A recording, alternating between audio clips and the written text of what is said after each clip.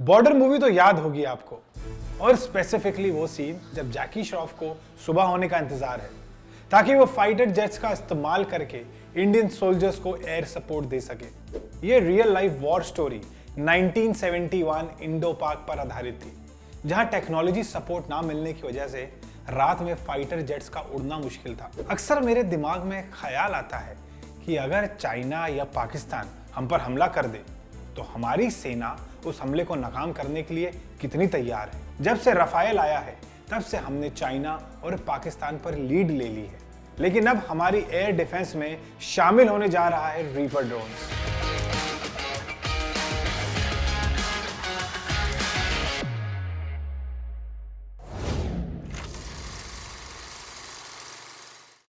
Welcome to the big bench daily. Thanks to PM Narendra Modi. अगर आप किसी भी तरह की वॉर सिचुएशन आई तो किसी और देश के सामने हाथ नहीं फैलाने होंगे। अब drones, fighter jets made in India होने वाले हैं। इंडो यूएस ने डिफेंस वेपन पर एक को प्रोडक्शन डील साइन की है।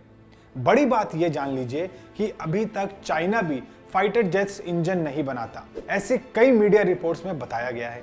पीएम मोदी मिशन पॉसिबल पर है। टेस्ला से टेक्नोलॉजी डील करने के बाद अब प्रधानमंत्री का इरादा एकदम साफ है, इंडिया के डिफेंस सिस्टम को स्ट्रॉन्ग और प्रोडक्टिव बनाने का। इंडिया और यूएस ने डिफेंस को प्रोडक्शन डील की अनाउंसमेंट की, एक ऐसा रोड मैप जिससे दोनों देशों की डिफेंस इंडस्ट्रीज को मजबूती मिलेगी। रीपर ड्रोन क्या होते हैं और ये कैसे हमको बना देंगे एशिया का एक स्ट्रॉन्ग देश। हवा से जमीन पर मार करने वाली मिसाइल से लैस है। 388 किलोमीटर प्रति घंटे की रफ्तार है। एक बार में लगातार 35 से 40 घंटे तक की उड़ान मुमकिन। दुश्मन के रेडार को चकमा देकर घंटों निगरानी रख सकता है।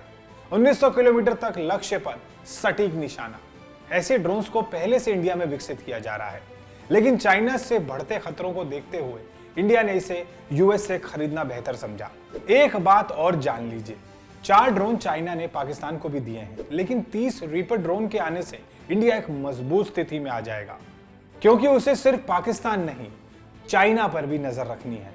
अनदर मेजर डेवलपमेंट नासा और इसरो के जॉइंट मिशन को लेकर है। नासा को भी इसरो की पावर का अंदाजा हो गया है, and that's why they have agreed कि 2024 में इंटरनेशनल स्पेस स्टेशन का एक मिशन साथ मिलकर किया जाएगा। अब इन सब के बीच एक्सपर्ट्स का यह मानना है कि अमेरिका के साथ बढ़ती दोस्ती से क्या इंडिया और रशिया के बीच रिश्तों पर बुरा असर पड़ेगा। यह बात तो आप सबको मालूम ही होगी कि मिग-29, सुखोई फाइटर्स से लेकर T-90, T-72 tanks, MI helicopters और बहुत सारी आर्टिलरीज इंडिया रशिया से लेता है। इंडिया रशिया की दोस्ती बहुत पुरानी है और इंडिया ने साफ कर दिया है कि 60 साल की रशिया की दोस्ती पर अमेरिका से हो रही डील्स का कोई असर नहीं पड़ेगा। पीएम मोदी की सबको साथ लेकर चलने वाली इस इंटरनेशनल डिप्लोमेसी की ही तो दुनिया फैन है। द बिग बेंच पर बैठ के सोचने वाली बात यह है कि इंडिया अब इस सिचुएशन में है कि वो अपने हितों की रक्षा के लिए महाशक्तियों से अपनी बात मनवा सकता है, और विश्व गुरु बनने का इरादा लिए इंडिया ने गुरु की तरह पूरी दुनिया को साफ संदेश भी दे दिया है कि इंडिया हमेशा शांति के पक्ष में खड़ा रहेगा। यूएस प्रेसिडेंट जो बाइडेन ने भी कह दिया है कि इंडिया और यूएस की दोस्ती 21st सेंचुरी की मोस्ट डिफाइनिंग रिलेशनशिप में से एक है, और इंडो यूएस की इस दोस्ती को स्ट्रैटेजिक पार्टनरशिप भी कहा जा सकता है। तो भारत और अमेरिका की इस न्यू रिलेशनशिप के बारे में आप सबका क्या कहना है, कमेंट्स करके बताएं। Please subscribe our channel and keep watching the big bench daily.